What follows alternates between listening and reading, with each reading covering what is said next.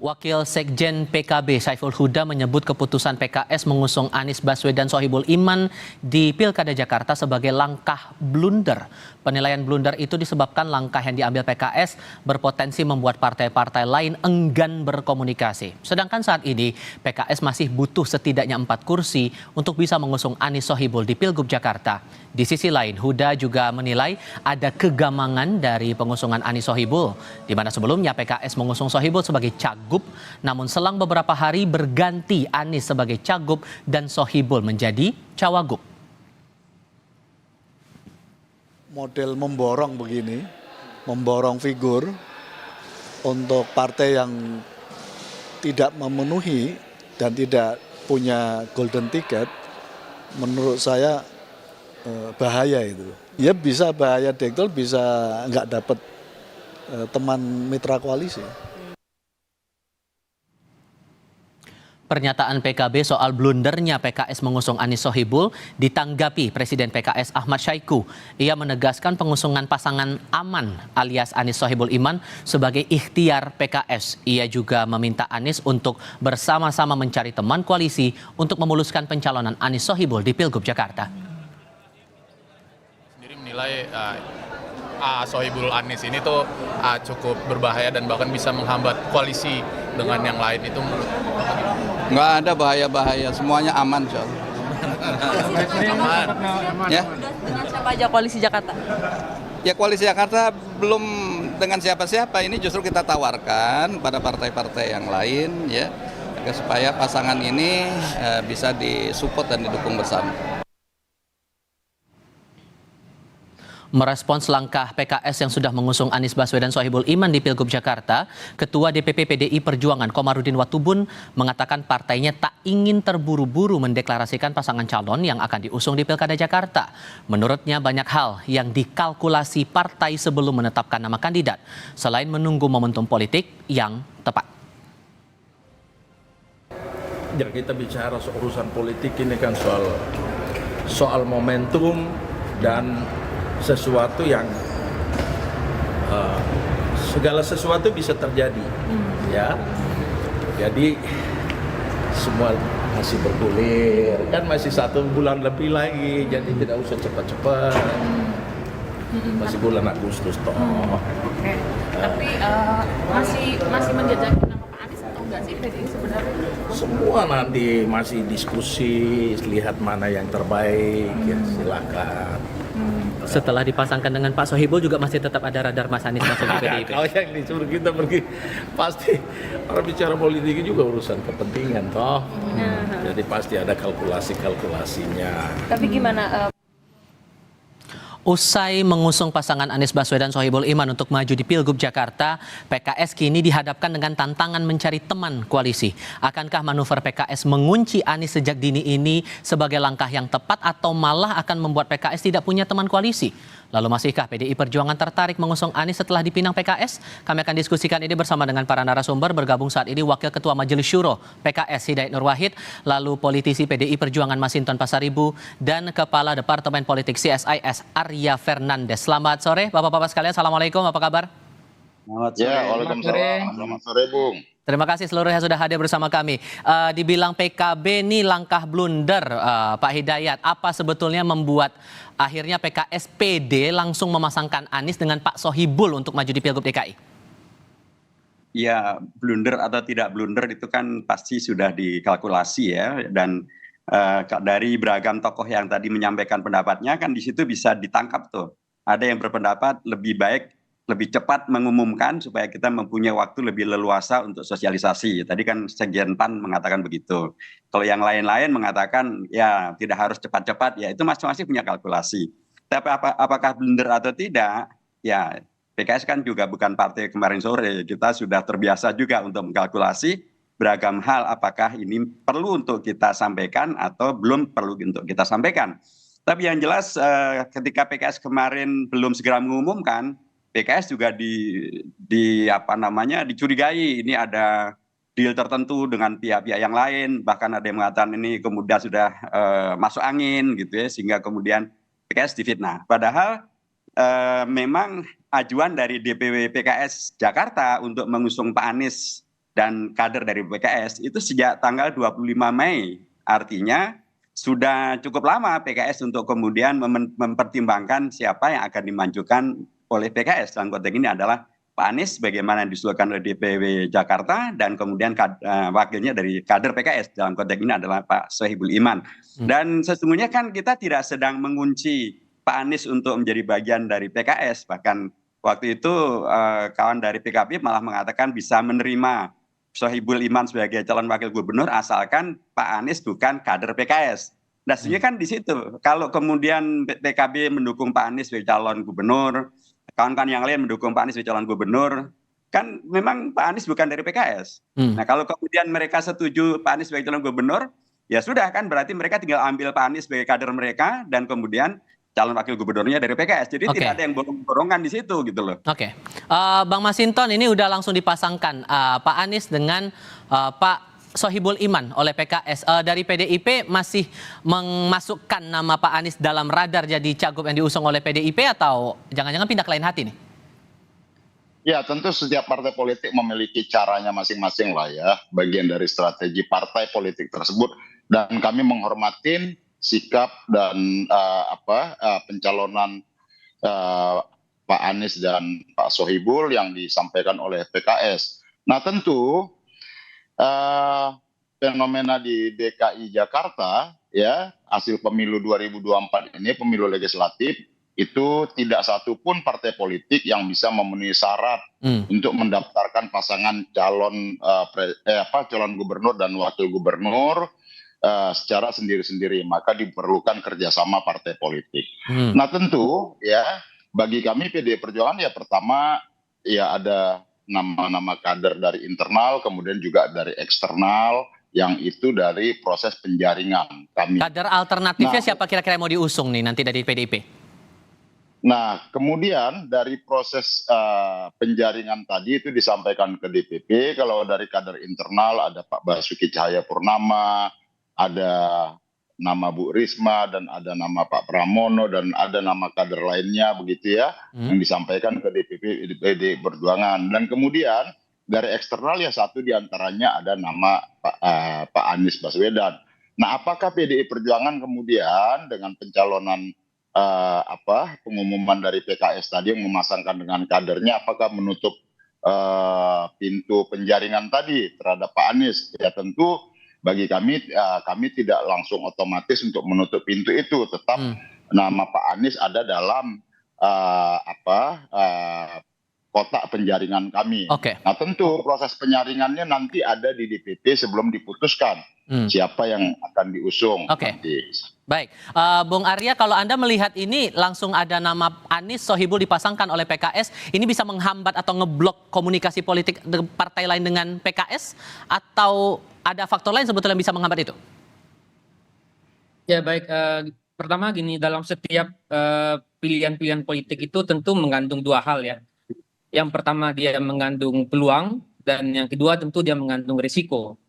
Nah, dalam hal kebijakan PKS ini, tentu peluangnya dengan memasangkan Pak Sohibul Iman dengan Pak Anies sejak awal, tentu memberikan kesempatan bagi kader-kader PKS ya, dan juga para pendukung PKS untuk lebih aktif ya, menggerakkan dukungan di akar rumput.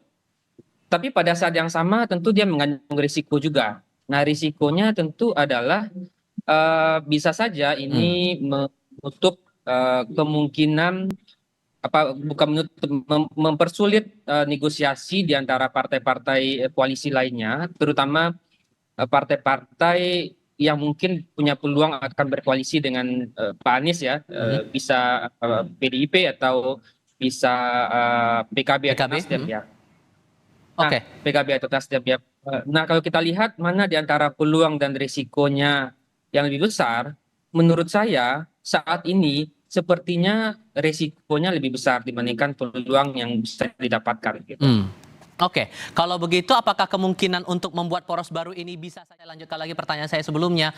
Kalau kemudian Anda menilai risikonya terbilang tinggi, apakah akan ada kemungkinan poros baru terbentuk untuk Pilgub DKI ini? Ya, bisa saja ya terbentuk ya kalau kita lihat dalam sejarah pelaksanaan pilkada di DKI Jakarta, itu pada beberapa pilkada sebelumnya itu terjadi beberapa pasang ya. Misalnya kalau kita lihat di 2017 kemarin, itu ada 3 pasang, ya, Pak Anies, kemudian Pak Ahok, dan Pak Agus Harimurti. Begitu juga di pilkada sebelumnya, yang ketika itu diikuti oleh Pak Hidayat Nur Wahid juga ya, ketika itu di tahun 2012. 2012 itu ada 5 pasang. Jadi menurut saya cukup terbuka kesempatan bagi munculnya poros baru, dan bisa saja itu diinisiasi oleh partai-partai yang di luar, misalnya partai-partai utama gitu ya. Karena kalau kita lihat dalam situasi di mana terjadi lebih dari 2 pasang, itu hampir dipastikan kemungkinan besar itu akan terjadi 2 putaran ya. Meskipun kalau kita lihat misalnya di 2017 ya, itu terjadi dua putaran ya, karena dan Pak Ahok dan Pak Anies bertarung di putaran kedua.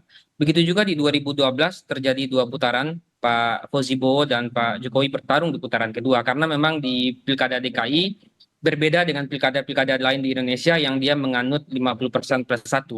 Jadi kalau muncul 3 pasang, ini tentu juga akan terjadi 2 putaran kemungkinan besarnya. Dengan tingkat Tapi kalau rivalitas yang kita juga lihat tinggi memang menurut Anda?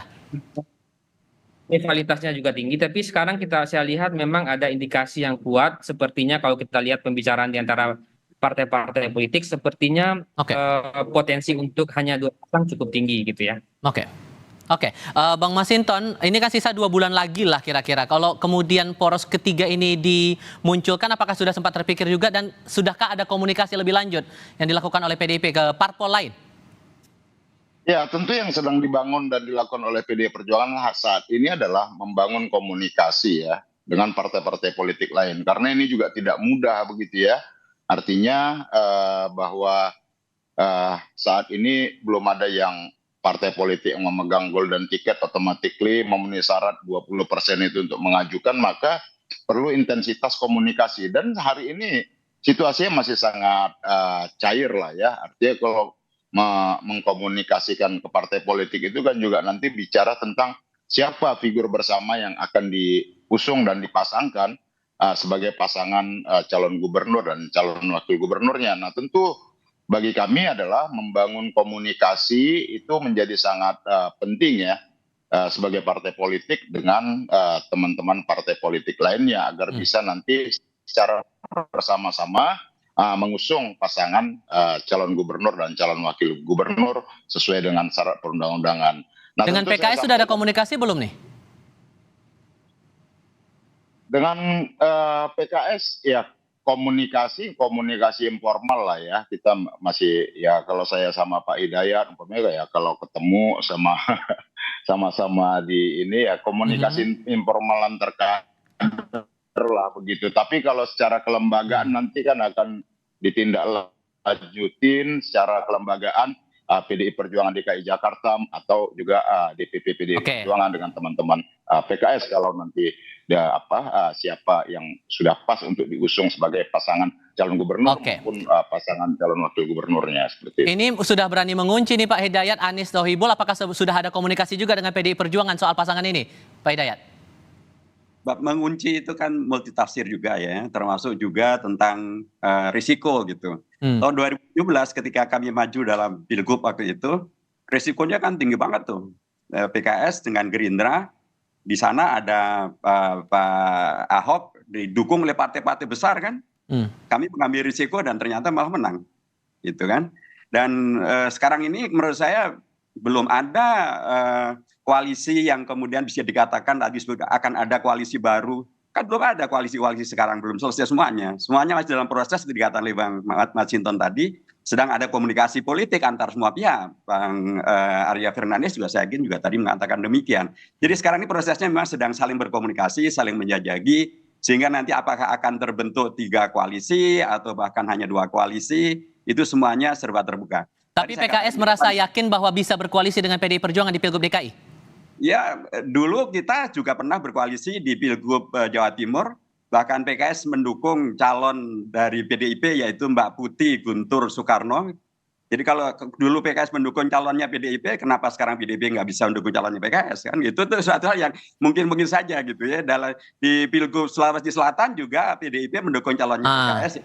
Kalau DKI kan beda lagi secara demografi dan juga karakter dari pemilihnya juga begitu Pak? Ya apalagi dan karakter penduduk DKI itu kritis, mereka menandai dengan cermat siapa calon-calon ini dan bagaimana latar belakang masing-masingnya, itu terekam dengan baik loh. Siapa melakukan apa, si B melakukan bagaimana, si C melakukan bagaimana, sikap politiknya kayak apa, itu terekam dengan baik oleh warga Jakarta. Karena kami yakin dengan pilihan kami Pak Anies dengan Pak Iman ini adalah pilihan yang aman, menghadirkan keamanan bagi Jakarta. Tapi bukan berarti kami mengunci, karena Pak Anies kan bukan kader PKS gitu loh. Artinya misalnya PDIP mendukung Pak Anies, PKB mendukung Pak Anies, Nasdem mendukung Pak Anies, silahkan diambil. Mungkin apakah Pak Anies akan dijadikan dari PDIP atau dari Nasdem atau dari PKB, silahkan. Kalau Bang Masinton ngerasanya yakin nggak nih PDIP bakal koalisi dengan PKS? Ya dalam politik itu kan seni kemungkinan, tergantung dari komunikasi, pendekatan begitu ya. Nah itu yang harus dilakukan. Artinya dalam politik itu ya nggak ada yang nggak mungkin. Karena politik itu adalah seni kemungkinan, maka dalam membangun komunikasi itulah nanti akan bisa ketemu itu common platformnya, terus kemudian membangun kebersamaannya, memiliki pemahaman bersama. Nah nanti siapa calon yang akan diusung mempertemukan seluruh berbagai kepentingan antar partai politik tadi. Hal-hal begitu ya lazimlah dalam partai politik begitu. Artinya bahwa hari ini kalau saya berpandangan masih sangat dinamis dan sangat cair ya, tergantung tadi komunikasi antar partai politik. Seperti itu, Bung. Bung Arya, begini kondisinya. Karena kan kalau kita pahami kan sosok Anies Baswedan ini sebagai antitesanya dari sosok Jokowi. Di sisi lain juga dari Koalisi Indonesia Maju berupaya untuk mengusung kandidatnya sendiri. Begitu bahkan ada rencana buat pertemuan khusus mengusung kandidat buat maju di Pilgub Jakarta. Kira-kira ada kemungkinan tidak untuk PDIP, PKB, dan PKS ini akan bersatu nanti di Pilgub DKI? Ya, saya kira peluangnya cukup terbuka ya, karena beberapa kondisi. Kondisi yang pertama tentu akan ada semacam barter ya, barter politik ya. Seperti tadi yang ceritakan Pak Hidayat ya. Misalnya di satu tempat calon PKS mendukung calonnya PDIP, tapi di tempat lain mungkin akan ada quote unquote barter PDIP mendukung calonnya PKS. Ya. Tapi itu terjadi di banyak partai, di banyak tempat ya. Jadi potensi untuk bertemu itu sangat terbuka. Karena dulu siapa yang bayangkan misalnya Pak Prabowo bisa bertemu dan menjadi bagian anggota koalisinya Pak Jokowi. Sekarang kejadian dan semakin dekat dan semakin mesra gitu ya. PDIP dan PKS mungkin juga bisa satu titik bisa seperti itu, dan memang kita butuh dua spektrum ideologi yang berbeda ini dan unik ini bisa bersama gitu ya. Itu yang pertama. Yang kedua, saya kira dalam kondisi misalnya PDIP dan PKS mungkin akan memilih jalan yang berbeda misalnya, atau bisa dengan pemerintahan berikutnya, itu mungkin juga akan mempertemukan dua partai ini. Kira-kira begitu Mas Tifa. Ada faktor Jokowinya juga nggak di Pilgub DKI kali ini kalau Anda melihat peta politik yang ada sekarang? Ya, Pak Jokowi mungkin masih menjadi variabel penting ya dalam pilkada nanti ya. Tapi mungkin derajat pengaruhnya karena mungkin proses transisi menjadi pilkada dilaksanakan setelah Pak Jokowi selesai masa jabatannya, mungkin derajat pengaruh dan powernya mungkin tidak sebesar, dugaan saya tidak sebesar sebelum-sebelumnya. Gitu. Tapi apakah dengan Jokowi efek ini yang membuat potensi PKB, kemudian PKS, PDIP, dan mungkin Nasdem akan menjadi satu koalisi utuh untuk Pilgub Jakarta? Ya, partai-partai politik saya kira sudah menunjukkan betapa pilihan-pilihan politik yang diambil oleh partai-partai tersebut, misalnya dalam koalisi 01 dan 03 di Pilpres kemarin, menunjukkan betapa partai-partai cukup percaya diri ya, meskipun pilihan yang diambil itu berbeda dengan pilihan yang diambil oleh Pak Jokowi. Saya kira di pilkada mungkin saya kira kemandirian dan otonomi partai untuk menentukan pilihannya mungkin saya kira akan juga sangat terbuka. Oke. terutama untuk partai-partai yang berada di 01 dan 03 ya. Oke, singkat masing-masing 1 menit Pak Hidayat. Kalau kemudian nanti gara-gara pasangan Anies Sohibul ini malah jadinya nggak ada partai yang mau berkoalisi dengan PKS, gimana tuh? Enggak lah, kita sudah komunikasi kok dengan beberapa petinggi orang nomor 1 di beragam partai. Dan kita mendapatkan sinyal yang sangat baik. Jadi siapa sih yang nggak ingin aman? Saya yakin semua mau aman gitu loh. Jadi kenapa harus dibikin tidak aman? Kita hadirkanlah koalisi dan atau kondisi politik yang aman. Dan itulah yang ditawarkan oleh PKS melalui calon gubernurnya Pak Anies dan calon wakil gubernurnya Pak Sohibul Iman. Aman. Jadi Jakarta yang aman saya kira itu lebih disukai oleh seluruh warga di Jakarta. Oke, faktor Jokowi gimana ngelihatnya kalau nanti di Pilgub DKI ini bakal cukup ketara begitu kalau dijalani nantinya? Menurut Anda Pak Hidayat? Ya nggak apa-apa, Pak Jokowi sebagai menjadi bagian daripada warga Indonesia yang mempunyai hak politik dan mungkin juga akan melanjutkan yang kemarin-kemarin yaitu yang disebut dengan cawe-cawe tersebut. Tapi kan ini sekarang kita berada di Jakarta gitu ya. Jakarta yang kemarin waktu Pilpres Pak Anies hanya kalah 40.000 loh dari 002. Padahal kita tahulah apa yang kemudian diberlakukan untuk pemenangan ya. Tapi ternyata hanya selisih 40.000 dan sekarang Pak Anies sepenuhnya turun di Jakarta. Kompetitornya bukan Pak Prabowo, gitu ya. Dan itu tentu menjadi hitungan yang sangat baik bagi seluruh pihak. Pak Anies dukungan pada beliau bulat, gitu ya. Dan apalagi ditambah dari PKS mendukung ada kader di situ semakin bulat lagi. Kalau jadi kemudian ada partai koalisi yang mau bergabung ke PKS, apakah PKS bakal terbuka mengganti pasangannya Pak Anies ini? Bukan lagi Pak Sohibul? Akan ada partai politik yang bergabung dengan PKS, yakin itu. Sohibulnya? Nanti aman. Anies Sohibul Iman tetap aman. Ada partai yang akan bergabung. Kami yakin dengan itu. Kalau Bang Masinton singkat saja, ini gimana mempertimbangkan nama aman ini? Sohibul masih dalam prioritas juga nggak kira-kira? Ya tentu masing-masing partai politik ketika membangun komunikasi itu sebelum diputuskan nanti kan katakan Pak Ma, kalau kita coba simulasi ya, kalau kita mau dukung Anies pasti kan PDI Perjuangan juga berkepentingan untuk kadernya di nomor 2. Nah hal-hal begini kan secara teknis yang harus dikomunikasikan. Nah atau kemudian ada ada figur lain yang juga harus PDI Perjuangan harus mengkomunikasikan dengan partai politik lainnya jika ingin mengusung pasangan gubernur atau wakil gubernur begitu. Jadi ini masih sangat dinamis lah. Ya, dengan semangatnya tetap mengusung kader sendiri. Ya, setiap partai politik pasti berkepentingan untuk menyodorkan kader-kader terbaiknya, entah itu sebagai calon gubernur ataupun dipasangkan dengan sebagai calon wakil gubernur. Jadi, ya partai politik ya punya kepentingan lah untuk mendorongkan kadernya untuk dimajukan gitu. Yang jadi soal kan hari ini adalah bagaimana untuk memenuhi syarat pencalonan tadi, karena tidak bisa dilakukan sendiri-sendiri secara partai politik, harus dilakukan secara bersama-sama. Tidak ada yang bisa menjamin itu, terutama untuk wilayah khusus Jakarta ED. Pak Hidayat Nur Wahid, terima kasih banyak. Bang Masinton, terima kasih. Mas Arya, terima kasih juga sudah berdiskusi bersama kami. Selamat sore semuanya. Assalamualaikum.